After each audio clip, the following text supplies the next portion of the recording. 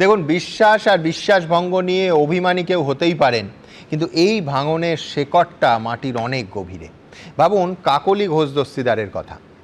1, 2 কিংবা 5 বছর নয়, মমতা বন্দ্যোপাধ্যায়ের সঙ্গে কাকলি ঘোষ দস্তিদারের সম্পর্ক 4 দশকেরও বেশি।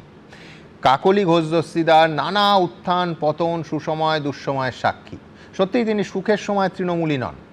কাকলি দেবী মমতা বন্দ্যোপাধ্যায়ের সঙ্গে রাজনীতি শুরু করার 22 বছর পর এমপি হয়েছেন, রাস্তায় তার আগে মার খেয়েছেন। আজকে তিনি বিরোধী ব্লকের নেতৃত্ব দিচ্ছেন। ধরুন অরূপ চক্রবর্তী বাঁকুড়ার বহু পুরনো নেতা এবং তৃণমূলের একেবারে জন্মলগ্ন থেকে মমতা বন্দ্যোপাধ্যায়ের সঙ্গে ছিলেন। মমতা বন্দ্যোপাধ্যায়ের কিচেন ক্যাবিনেট হিসেবে যাদের ধরা হতো, তার সদস্য চিরকাল ববি হাকিম, প্রায় বাড়ির সদস্য, তার থেকেও হয়তো কোনো কোনো ক্ষেত্রে বেশি। কাউন্সিলর হওয়ারও অনেক আগে থেকে মমতা বন্দ্যোপাধ্যায়ের সঙ্গে রাজনীতি করছেন। সেই ববি হাকিম আজ বিরোধী দলনেতার ঘরে গিয়ে ঋতব্রত বন্দ্যোপাধ্যায়ের সঙ্গে বৈঠক করছেন। ইঙ্গিতটা অত্যন্ত স্পষ্ট, তাকে বলতে হবে না, ইঙ্গিত স্পষ্ট।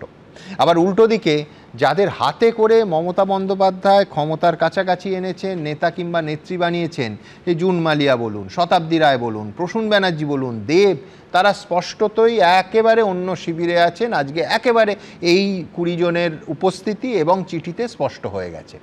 এর কারণ কি সত্যিই শুধু অভিষেক বন্দ্যোপাধ্যায়, নাকি এর সঙ্গে মমতা বন্দ্যোপাধ্যায়েরও কারণ? একই সঙ্গে দুজনে কারণ, নাকি আসল কারণ অন্য কিছু? শুভমদা কি বলে? শুনবো, এই কারণ তো এক্স্যাক্টলি বলা খুব শক্ত, তবে এতবার করে যে প্রাক্তন শব্দ আসছে না, মানে সারা কলকাতার সমস্ত প্রেমিক পুরুষের বুক চিনচিন করছে। আমার তো বারবার মনে পড়ছে, শহর জুড়ে যেন প্রেমের মরশুম, আলোতে মাখামাখি আমাদের গ্রিন রুম, কখনো নেমে আসে অচেনা প্যারাসুট, তোমাকে ভালোবেসে আমাদের চিরকুট।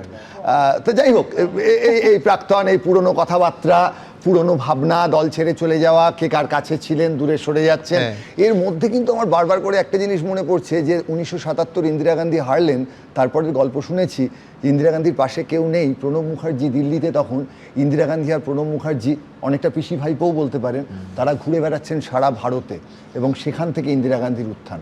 কারণ সেই রাজনীতির মধ্যে একটা আভিজাত্য ছিল, সেই রাজনীতির মধ্যে একটা মতাদর্শ ছিল, সেখান থেকে সেই লড়াইয়ে ফিরে আসা ছিল।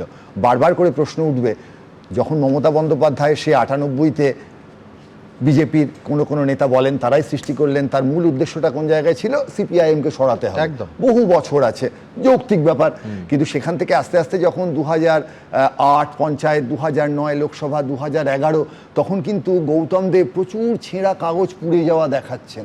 তৃণমূলের জন্মলগ্ন থেকে দুর্নীতি, এবং এই পরিভাষা হয়ে গেল কুপন কেলেঙ্কারি একেবারেই। এবং এই জায়গাটা কিন্তু বারবার আসবে, যেটা সারা ভারত জুড়ে বিজেপি সম্পর্কে রাজনৈতিক আলোচনায় বিশ্লেষণ করতেই হবে। আজকে বিজেপির সব ভালো পশ্চিমবঙ্গে, এবং সত্যিকারের মানে আজকে যে উন্নয়নের স্বপ্ন আমরা দেখছি, একমাত্র অনুব্রত মণ্ডলের ওই চোখে ঝিলমিল লেগে যাবে ওই গোছের উন্নয়ন রাস্তায় গোটা দাঁড় করিয়ে না দিলে আমার মনে হয় বিজেপি তার মতাদর্শ নিয়ে, আমি সেটাই আসছি, তার মতাদর্শ নিয়ে একটা উন্নয়নের কাজ হয়তো করতে পারে। কিন্তু তৃণমূল কংগ্রেসের যে দুর্নীতির জায়গা, এবং দীর্ঘ সময় আপনি তৃণমূল কংগ্রেসের প্রথম রাজত্ব ভাবুন, 2011 থেকে 16, 2016 ভোটের আগেই ভিডিও বেরিয়ে গেল, সে তো বিজেপিরই আকাশ পাতায়, তাই না? এবং ক্ষমতায় আসার কদিনের মধ্যে আপনার ত্রিফলা কেলেঙ্কারি দিনের পর দিন হয়েছে। এবং এইখানে যেটা বলতে হবে যে সব কিছুর জন্য অভিষেক বাবু দায়ী, যত দোস্তার নন্দ ঘোষ, এইভাবে বললে এটা খুব সহজ হয়ে যায়। হ্যাঁ, অভিষেক বাবুর রাজনৈতিক সেভাবে কোনো পরিপক্কতা ছিল না, তিনি দলে এসছেন, একটা কোম্পানি, অনেক বড় বড় কোম্পানিতে বয়স্ক লোকরা তাদের ছেলে মেয়েদের সিইও করে আনেন, পিসি ভাইপোর মতনই ভাইপোদের আনেন, ভাইজিকে আনেন, এবং টোটাল ক্যাওস হয় তারপর কোম্পানিতে। সেই ক্যাওসের একটা জায়গা তৈরি হয়েছে। কিন্তু মমতা বন্দ্যোপাধ্যায় কি করেছেন? তিনি দীর্ঘ সময় ধরে বাংলার সংস্কৃতিকে একেবারে ধ্বংস করেছেন। তার চারপাশের লোকজন তার ওই বাজে কবিতা লেখা ওগুলোকে নিয়ে হইচই করেছে। একই সঙ্গে চোখের সামনে এই দুর্নীতি তিনি দেখতে পাননি, এটা হতে পারে। এবং এই দুর্নীতির কথা বিজেপি রাষ্ট্রে এত বড় শাসনে ছিল 2014 থেকে, তারা জানতো না? হতে পারে। তারা তাদের রাজনৈতিক সুবিধা তো নেবেই, কেননা সংসদীয় গণতন্ত্র। বিজেপি হঠাৎ করে তারা তো রাজনীতিতে জিততে চায় এবার, ফলে সেই জায়গাটা চেষ্টা করেছে, পারেনি, 26-এ পারলো। এবার দ্বিতীয় যে জায়গাটা, সেটা হচ্ছে এই যে তৃণমূল থেকে বিজেপিতে যাওয়া, মানে যেটা বিরাট সমস্যা হয়ে যাচ্ছে। এই যে মানে শ্রমিকদাও বলেছেন, মানে শ্রমিক ভট্টাচার্য মহাশয়, ভালো তৃণমূল, মানে বাজারে গিয়ে হিমসাগর কেনার সময় দেখবেন 60, 80, 100 থাকে। এবার আজকে সকালবেলা আমার হয়েছে, আমি মানে ভালো হিমসাগর বলতে গিয়ে ভালো তৃণমূল পাওয়া যাবে, মানে কি করা যাবে? মানে আমরা তো সারাক্ষণই ভালো তৃণমূল, খারাপ তৃণমূল, ফলে এই শব্দটা আমাদের সব সময় মিশে যাচ্ছে আমাদের কথার মধ্যে।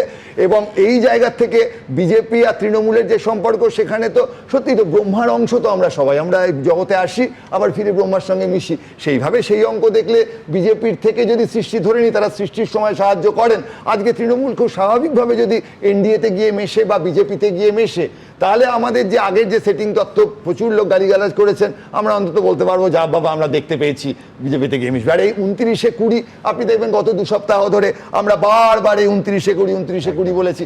এখন কয়েকটা বোঝা যাচ্ছে না, যেমন ধরুন তৃণমূল থেকে কংগ্রেসে যাওয়া, এই আলোচনাটা কিন্তু এড়িয়ে গেলে চলবে না। মহুয়া মৈত্র সম্ভাবনা আছে, যেটা সিরিয়াস। বাইরন বিশ্বাস এখন কোন দলে এটা তো জানি না, উনি কি ঋতব্রত দলে যোগ দিয়েছেন? মানে এই যে তৃণমূল এবং কংগ্রেসের মধ্যে এবং আবোল তাবোল কথা বলা পশ্চিমবঙ্গের রাজনীতিতে উনি যে জায়গায় তুলে নিয়ে গেছেন, সেটা একেবারে তৃণমূলের ভাবনা চিন্তাকে অতিক্রম করে। ফলে তিনি কি করছেন এবার? আরেকটা যেটা আসছে সেটা হচ্ছে বিশ্বনাথ দা একটা আশঙ্কার কথা আপনি বলছেন যে কোনো দলেরই বাইরন সম্পদ হতে পারে। সম্পদ হতে পারে।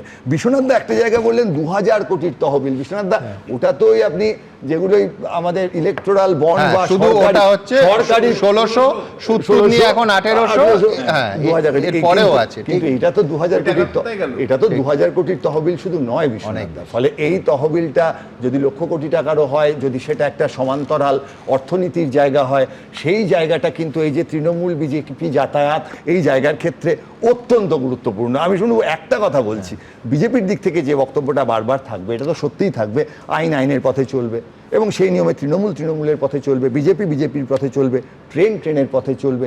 কিন্তু মাঝে মাঝে ওই ট্রেন লাইনের পাশে বা ট্রেন লাইনের পাশের গলিতে যে একটা হালকা গুমটি টুমটিগুলো ছিল না, সেগুলো কিন্তু আর, তাদের যে হকারগুলো কিন্তু আর পথে নামতে পারবে না। হকার উচ্ছেদ, তার পেছনে যুক্তি থাকবে, পক্ষে থাকবে, বিপক্ষে থাকবে। কিন্তু একটা মতাদর্শের দল, উদাহরণ হিসেবে যেমন বিজেপি মতাদর্শ ভিত্তিক দল, তারা ভীষণভাবে সফল হয়েছে এবং আবেগ আর মতাদর্শ মিলে গিয়ে কিন্তু তারা সফল হয়েছে। একই রকমভাবে সিপিএমের তো 0 ছিল, 1 ছিল, তারাও যাদবপুরে গিয়ে মাথা টাথা কয়েকজনের ফেটেছে। তো ফলে তারা বেরিয়ে এসছেন। ফলে এই জায়গাটায় কিন্তু বারবার হচ্ছে যে মতাদর্শের রাজনীতির একটা ক্ষেত্র যদি সত্যিকারের পশ্চিমবঙ্গে আজকে এই তৃণমূল বিদায়ের পর সম্পন্ন হয়, দক্ষিণপন্থা এবং বামপন্থা গোটা পৃথিবীর যে রাজনীতির তত্ত্ব তার মধ্যে পড়ে, সেই লড়াই চিরন্তন, ভালো খারাপ এগুলো পরের কথা।